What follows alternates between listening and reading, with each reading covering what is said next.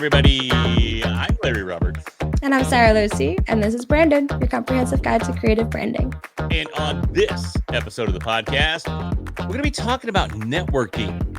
And, we've definitely talked about networking before, but I think we're going to look at it a little more in depth today and maybe even look at it from a couple of different perspectives.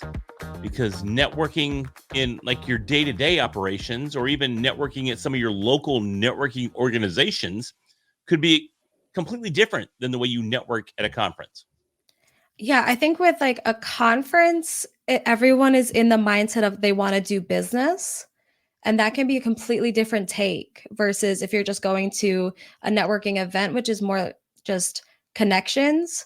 But even in social settings, I mean, I've networked at weddings, I've networked at parties. Maybe that's just because I can't turn it off, but it's also you meet different types of people from different like walks of life. When you're at a networking event or you're at a conference, everyone there has something in common versus if you're just in the social setting, I feel like everyone is super unique.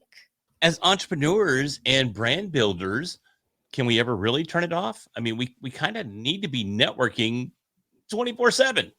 Yeah. And it can get annoying, honestly. I was literally at a wedding over the weekend and someone brought, like, they mentioned that they want to write a book someday. And I'm just immediately go into, okay, well, I have friends in the publishing world. So send me an email. Like, I can't turn it off. Right. Instead of just being like, oh, that's awesome. I'm just like, okay, who can I connect you with? How can we get this done? Your book will be out next week. Yeah, I mean, similarly, I went to the Success North Dallas Young Executives on Tuesday night, and I just went there I go every month just to support the organization. And I met some people. Before I knew it, they had my book in their hand, and we were taking a group photo, and I made these connections, and I made these new relationships. And you just never know when that opportunity is going to present itself. Yeah. And one of the things that I have learned the hard way that has been a piece of advice I've gotten, but I still have not listened to it, is number one rule of networking: have a free hand. Don't have both of your hands full because people are going to try to shake your hand.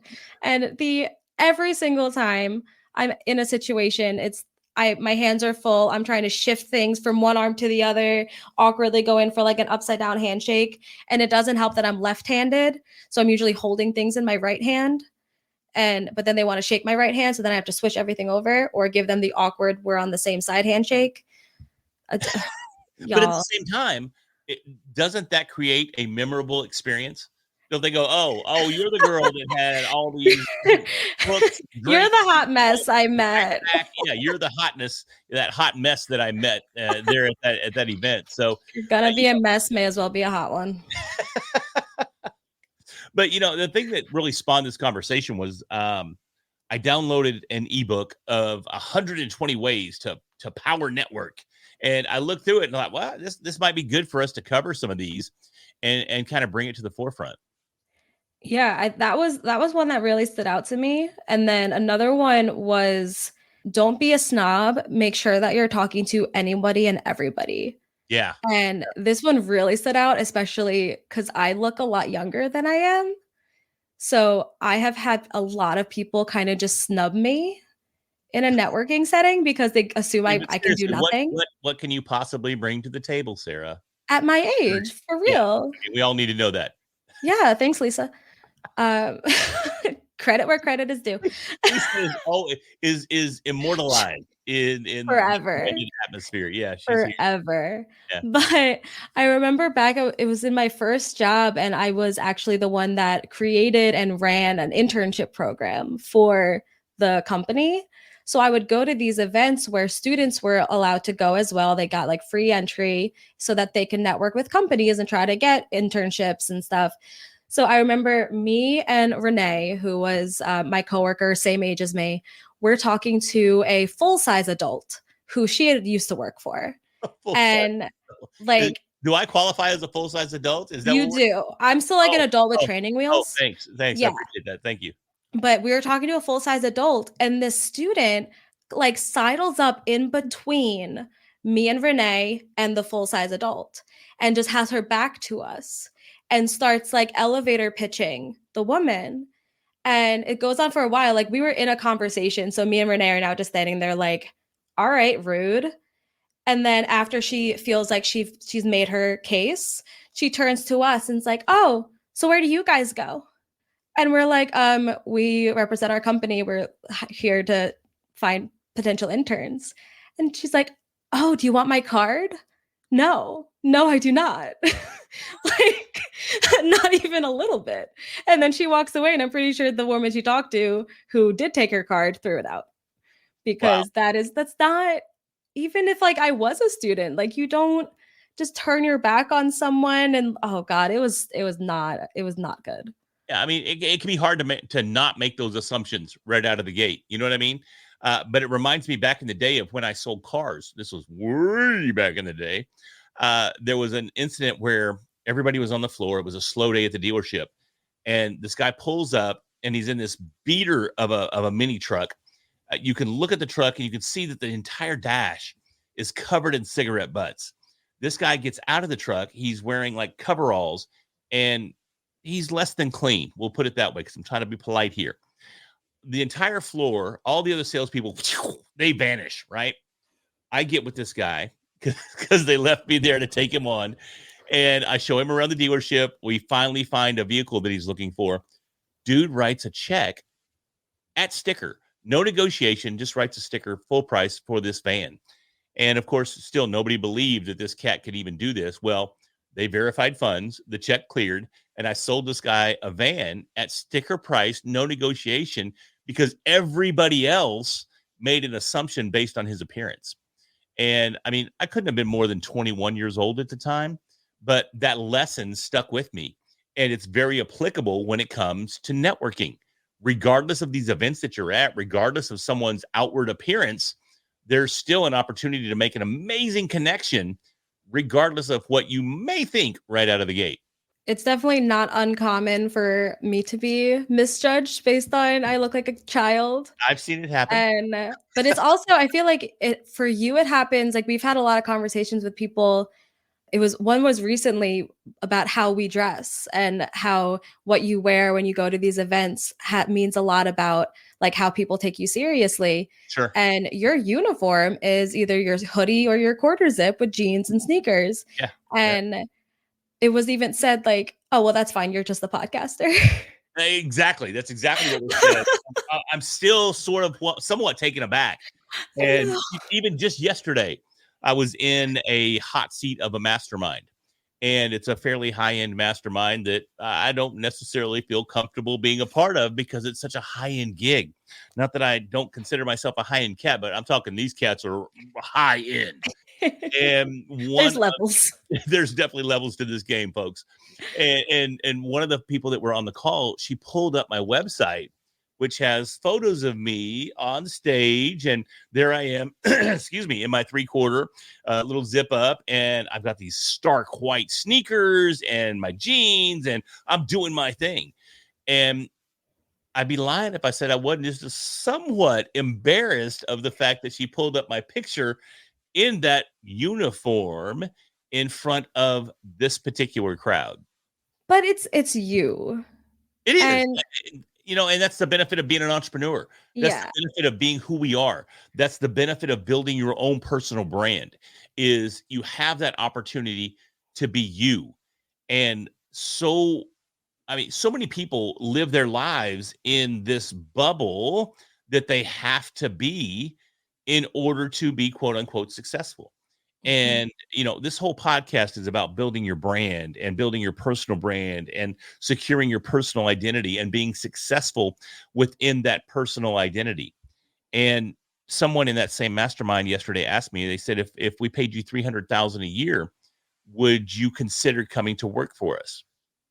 Yep. And of course I said, yes. Yeah. Where's the contract? Is this being recorded? There are witnesses. This was an offer. Yes. It is recorded. And, and don't think for a minute I won't play that back for them here as soon as they post it. This is your new ringtone. Yeah, exactly. But at the same time, I sat back and I went, would I?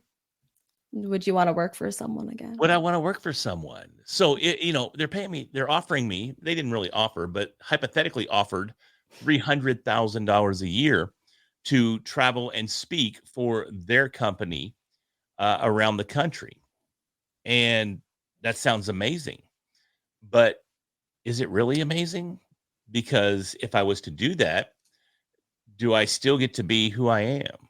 Do I still Mm. get to wear the red hat? Do I still get to wear the three-quarter zip up or the hoodie? Do I still get to wear my Jordans everywhere I go?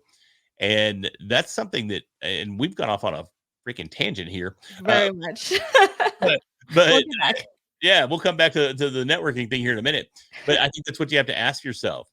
And I'm going to take this back to networking now. Networking allows you that opportunity to be yourself. But at Mhm. the same time, we have to be cognizant of the fact that the other people in the room may be looking at it from the same perspective. They're there in their brand. They're there in their comfort zone.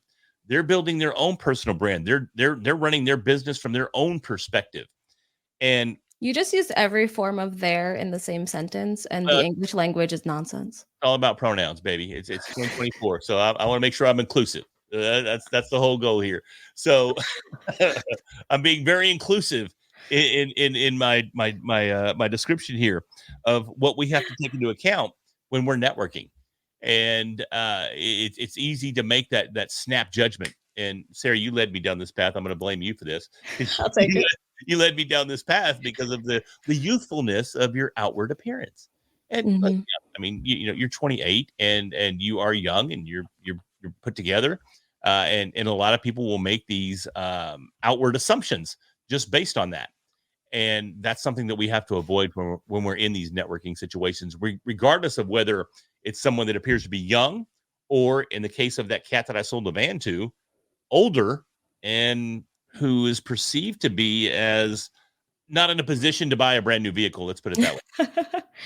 I'm going to give another networking tip. I just have to say, at that wedding, someone told me that they thought they were at least a decade older than me, Yeah, and they were 27. yeah, and they were younger. Yeah. So they thought I was a teenager. So Right. we're just gonna leave that there. One of the things when it comes to like social event versus conference, I think the way we follow up on connections is also different. And we talked about following up with like when we talked about business cards and when we are exhibiting at conferences and such. But if you're just attending or you just meet somebody out in the world, I feel like at a conference setting, you follow up with an email. But at a social setting or a networking setting, I would follow up with just a LinkedIn connect or with like a little message, a note about what we talked about or something. Is that just me? Is No, I that mean, weird? I don't think it's weird by any stretch of the imagination, but I think we tend to be somewhat short-sighted in these scenarios. I literally just followed up with a guy that I met on Tuesday night at the Young Executives meeting, which was a local networking event. I literally just followed up with an email this morning. Now, Mhm. we followed each other on LinkedIn that night, but what good is that? Well, you include like a message. Well, yeah, you have a little message. You go, oh, great. Yeah, great connecting with you too. Thank you. Mhm. Let me know if I can do anything to help. And then you're Oh, gone. I'll usually like, "Hey, great connecting you with you here," and then when they accept it, then I'll say like, "Let's continue the conversation." I'll actually put my calendar link in the chat. And Just that's keep right. That's right. That's an excellent next step. You know what I Okay. mean? And I think that's what so many times we fall short of, is not Mhm. taking that next step. Now I'm sitting here breaking my arm, patting myself on the back for just sending an email to a guy I met on Tuesday night, right? But but my point there is I at least followed up. We followed each other on LinkedIn. He had a copy of my book, so we also took a picture, which was posted on LinkedIn and posted on Facebook. So we put ourselves out there in that regard. But what's going to come of it from beyond that if I don't Mhm. send that email and Yeah. go, hey man, appreciate meeting you on Tuesday night. Appreciate you taking a copy of my book. Would love to continue the conversation. Do you have a calendar link? And if not, here's mine. Let's get together. Let's talk. So I think that's and again, not trying to break my arm, patting myself on the back, but I think that's such an overlooked step so many times when we're networking. We just don't follow up. I mean, going back to the hot seat that I was in that mastermind, I had a gentleman follow up with me after the fact on LinkedIn, that said he wanted to work with me and gave me, dude, blew my mind. But this was an example of how well this individual does follow up.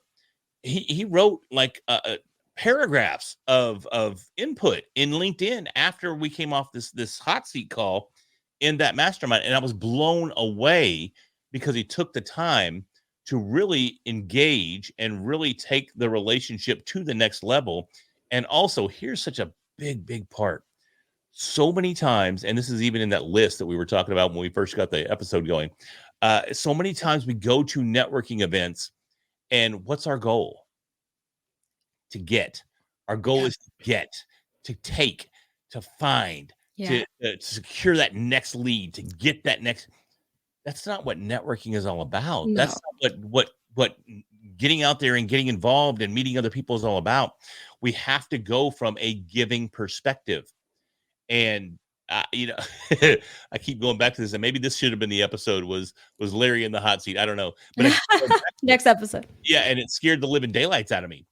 But I gave freely of information that I don't want to give, that I really probably, not even probably, I just don't want other people knowing about me, about my business and where I'm at.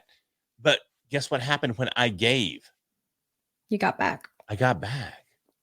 And they gave free, I mean, super freely. It was insane. It was the direct opposite of what I expected to happen. And it was really amazing. And I think if we go in there, not just, you're laughing. No, I'll tell you why I'm laughing after you. I think I already know why you're laughing. And don't. It's just another Larry check. I don't know. You don't? But, no, I don't. Okay, cool. But, well, now I'm off track because now I need to know why you're laughing. So my great-grandfather, I think it was my great-grandfather, he used to have a saying, when you lay your breads upon the waters, they come back to you in sandwiches. It's just like when you give, you get back more or something. It's a great saying. That's insane. That's the greatest saying I think I've ever heard about. Right? But it got even better. Oh my God. Because my sister, so she in college, like she didn't drink much, but she had one, I think it was like their senior day, and they all got a little hammered. And she was trying to remember what this saying was. So she just starts rambling about soggy sandwiches. Nice. So now anytime someone talks about like it's give more than you receive, I'm just like, you don't want soggy sandwiches. And so that's why I was laughing, is because you need to lay breads and get sandwiches. That's definitely not where I was going with why you were laughing, but I love a good soggy sandwich. I mean, I'm down for it. But in all honesty, we can learn a lot from this. We can learn a lot from soggy sandwiches. So anyway, I mean, that's my whole thing, man. Going to these networking events and the Young Executives, where I went Tuesday night, it's just an extension of another networking organization, which is the Success North Dallas. There's a gentleman that has been going to Success North Dallas for months now. And one of the cool things that we do there at the organization is if you are in transition from one position potentially to ideally another position, meaning unemployed, we're trying to be very cordial here and not say you're looking for a job. But if you are looking for a job, there's an opportunity for you to get up and say, hey, I'm so-and-so, and this is my background. This is what I'm looking for. And, you know, hopefully there can be a connection made that will put you back in the role that you're looking for. And this poor gentleman is always at the main meetings. He's always at the Young Executives, and he has yet to find that role. And I firmly believe, because I know I've heard his background, and he brings a lot to the table. But there's also that, and I don't just want to pinpoint this cat, but I'll turn it back on myself as well. There's always this air of, I just need a job. I just need a connection. I just need to make it work. I just need that comes off this cat. And it's a little off-putting, you know, at times. And that's something that I know, and I say this, I know it because I know I do it too. You know, I'm very guilty of going into networking opportunities with an air of desperation, with an air of, oh, this is my chance to get a client. And I mean, I've even done it in speaking gigs. You know, I'll go to an opportunity to speak, And I guarantee you that I'm reeking of, if I crush this talk, I'll get some clients. And it just doesn't work. It's never worked. And I don't believe it'll ever work. So that's something that we need to be cognizant of when we go to these events is, what are our true intentions? Mhm. Because even if we try to mask our true intentions, people can see through it. And we need to go to these events with a attitude of giving, with an attitude of contribution, with an attitude of relationship. And that goes far and above an attitude of getting something back in return. Yeah, I think that really highlights like the importance of networking, even when you don't need anything at all, because if then you do find yourself in that position where you're looking and you do need, you already have people you could personally reach out to because they're already part of your network. But it also, one of the things that I think millennials and we kind of invented the side hustle. And I think side hustles are so important just because Come on now. we invented the side hustle. No. I was for millennials were even a thing. You were just hustling. Like, let's. Oh, I just hustling. I just hustled. Side hustles, like, okay, we may not have invented it, but we perfected it. Okay. All right. But it's so important to have something like that on the side so that if you do lose your main like position, you have something to fall back on, not even like just for the income standpoint, but if you're on LinkedIn and you have your position as unemployed, it might as well say dead. Like no one wants to talk to that person. No one wants to connect with that person. So if like suddenly my company goes under, so instead of being president of Favorite Daughter Media, I have to rely on something else and also branded and all of that. But if I have a side hustle, I can just fill in and all these side hustles. I can just swap it out with a side hustle so that I still have a position. Because if it just says nothing, unemployed, the same what we were just saying you shouldn't do, other people are going to see that and say there's nothing they can do for me. Right. So that's not going to get you anywhere. So having a side hustle can be really important in like the case of losing that main job. I mean, I'm a huge advocate of side hustles, and I wholeheartedly agree. You got to have a side hustle. I may have gone side hustle a little too hard when I was still the corporate guy back in the day. I may have been side hustling on company time, but that's neither here nor there. So we will, but no, I love it, man.